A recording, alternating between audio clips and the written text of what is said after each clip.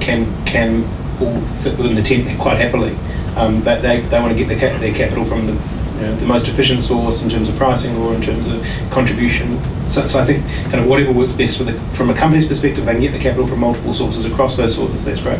Our crowd has an advantage, I think, in so far as that it works with venture capital funds, so it has done co-investments with the likes of Sequoia and Khosla Ventures and the large Silicon Valley-based venture funds, but it also works with corporate venture funds. So, for example, it has an arrangement with GE Ventures. So anything in the fintech, healthcare space, GE has a first right to co-invest with our crowd on those deals. So the investors who are coming into the our crowd crowdfunding sources are actually investing alongside of those funds. So you kind of, well, hang on, why do the Sequoias and the Gs, why do they want our crowd there as well? It's because often they actually want the benefit of having that crowd contribution. So a lot of the companies that we work with, they actually call out to the underlying investors and say, we're looking for a connection into this market, or we'd like to go into this geography. Which of the investor base can actually help out in addition to providing equity? So we kind of harness that. So we're very happy to sit alongside everybody else and play nicely with the toys. Another question.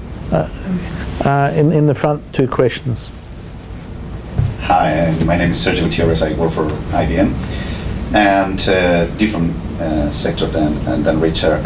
In my discussions with financial institutions, from credit unions to the beginning of town, they are generally more worried about the disruption or on the Godzilla type of thing, right? They fear more Apple entering the banking space really hard, or Amazon or Alipay, than this death of 1,000 cats in the smaller players. Two questions on that. It is that what you see as well, and are they completely wrong and they should be more afraid of the 1,000 cats rather than the big Godzilla coming them and swallowing them? I think, or neither. I personally think that they should be more worried about the bullet that you don't see that kills you type thing. And so, did the television stations expect a phone company to be the largest promoter of television shows? Probably not. So I probably agree with that type of sentiment. The other stuff they can actually, the other things often need them. The ones who come from completely blindside don't need them at all. And as a result, they have to kind of catch up and kind of be part of that story, just as ANZ's kind of jumped in with Apple Pay. So I think those kind of completely out of field operators possibly present a greater threat, because they won't ever be aware of them until after the event. Jens, what do you think? I would agree with that, but that's really difficult for corporates that we were maybe before, like innovation internally and all this stuff. You're challenging their mindset, and it's just it's just too hard sometimes. Our human mind is only so conditioned. Jens, what do you think? Yeah, I sort of agree with that, because if you think about like Googles and Apples and the people that traditionally don't play in the fintech space, they have a ton of money. Like Apple's got, I don't know, billions and billions and billions of reserve cash. That's what banks do, right? So they sort of can just walk into this space without any detection whatsoever. And they're sort of doing that already. Like Apple Pay is coming out, they're sort of filtering into those spaces. And we've seen that in other segments. Think about Woolworths and Coles. 10 years ago, they were just supermarkets. Now they provide loans, insurance, healthcare products. These are products that they traditionally never provided. Why? Because that's part of the value proposition for them now. Because that's what their customers want. So how do they get more customers? Provide the product. So yeah, I fundamentally think that other non-traditional players will just walk into this space. And Qantas? Yeah, Qantas example. They started doing healthcare, I think. But you also just look at the product. So now I think the number is like only 6% of the world is on an iPhone. Why? Where they came from? Because they were the inventors of the smartphone. Everyone's gone to Android. So their core product has kind of peaked, and so they've got to come up with new product. Well, there's only so many versions of an iPad you can make. So what do? They go, okay, where else can we take what we've learned along the way into other areas? So it's it shouldn't be a surprise that that's what they do, but it's the same evolution as everybody else. Otherwise, if they don't do anything, and I think we remember seeing 2 or 3 quarters ago, sales were down. So the growth rate of sales was down, and the share price took a hit. So it wasn't that they weren't selling as much. It was just people didn't get the expectation right. So they have to evolve as well. Otherwise, they themselves become the next, I guess, dinosaur. Yeah, I mean, it's interesting, isn't it? No matter who you're afraid of, you're not afraid of your traditional enemy. You're either afraid of the big non-traditional enemy or the 100 small non-traditional enemies. But whoever was your traditional enemy, you know what they're doing anyway. Yeah. Anyone else got a comment or point of view on that? No. Let's move on. Guillermo, you had a question. I had the same question. Let's take the microphone. He just read my mind, so. Okay. So there's two. There's Andrew. There's 2 questions up here. Hi, my name is Gaurav. I'm from MBA batch of full-time MBA from AGSM. Thanks for sharing the detailed insight on the fintech industry there in Australia. My question is, all these banks were actually established on the basis of that one-stop solution for financial services for the customers. Now, when you are providing one individual services, how do you manage to attract these clients for one particular service, and how do you expect the client to go for each and every service to all different companies?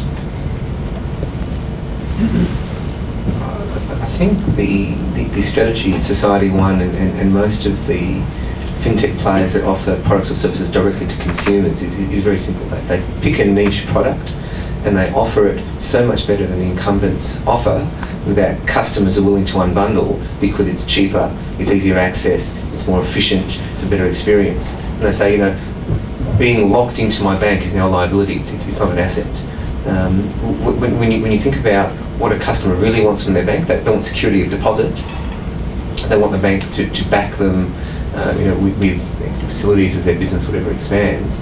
But they also want cheapest possible loan and best possible experience. They want turnaround in a day, and so those sort of things that the incumbents just don't provide. So you chip away at product by product, and customers end up going away product by product until the bank just can't retain bundle customers everywhere. Because it's not like they're doing it all at once. Society One is not saying you stop being a CBA customer, Westpac customer, stay a customer. I don't want your deposit account.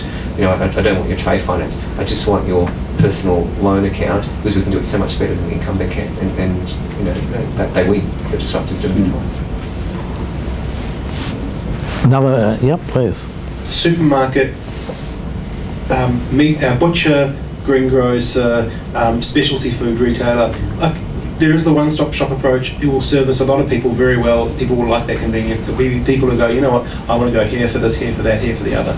It's a big marketplace. People can kind of choose what they want. Ultimately, it will come down to whatever makes that part of what makes that product better. It will be whether it's the service point of view, whether it's the turnaround, whether it's the pricing, whatever it is. So people will outweigh the convenience of going to a one-stop shop and living with crappy service and slow turnaround, if that's what they're happy with, versus I'm quite happy to have multiple phone calls when I could do it with one. Consumer choice. That's kind of probably. So let me just prod that for a second.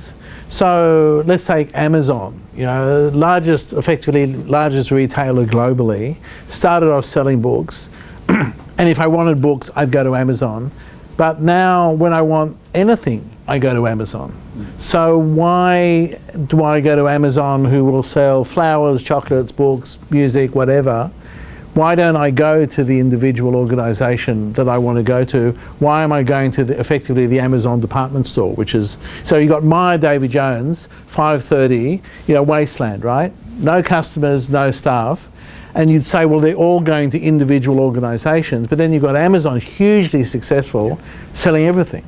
So you think about the Amazon model, they've gone for convenience and in terms of timing and one-stop shop type model, but then they've worked out, hang on, that's not going to make us, a lot of makers are very on pricing, it's a volume play. So how have they evolved and gone to the next level? They've gone for Amazon Prime, so you pay your subscription and get the additional services. So I think it's just they've again just evolved to the next stage of, you know, their margin got squeezed here, and therefore they've had to bring in a new pricing strategy there. So I don't, you know, there's no reason why they shouldn't kind of become that one-stop shop. It may be that people get unhappy about the fact that their delivery comes from multiple sources and don't like that convenience factor. So they said actually they want it from the actual manufacturer direct. It's just consumer choice. Okay, thank you. There was another question up here. Hello, my name is Pulkit from AGSM MBA program. My question is to James. You mentioned that in next 10 to 15 years, probably will not have physical cash, and probably it's the same view shared by Mr. Ajay Banga, CEO MasterCard. But what challenges do you think startup could face in emerging economies where cash is still the king? That's a great question, because we're looking to expand most of our business into those exact markets. And what we find is, at the end of the day, it comes back to that same question: how do we make it faster, cheaper, and better? Like better than cash today. How do we do that? So things like privacy, things like security, things like quick access. Sure, cash is king in some of these areas now. Let's take Africa, for example. Africa it has implemented actual mobile currencies for now 5-6 years, if not more. M-Pesa, and that was done by Vodafone. They work together. Everything's done by mobile. People walk up to a counter, they use their mobile phones to pay for everything. That's in Africa. You can't even do that here in most places. You can't even do that in America. And places like India, China, Indonesia, Malaysia, South America, where cash is still quite prevalent, those will eventually move away, because two things. I believe that the younger generation, as they start getting hold of mobile devices and becoming a mobile generation, that's the only way that they do business. And the second thing is security.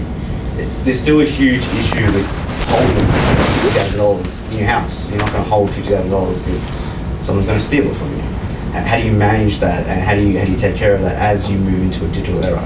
Actually, take a good example, Ecuador. Ecuador mandated to their government and to the country that they will move to 100% digital currency by 2025. Why? Because they see that as a mechanism to help not just their people, but also their merchants to actually do commerce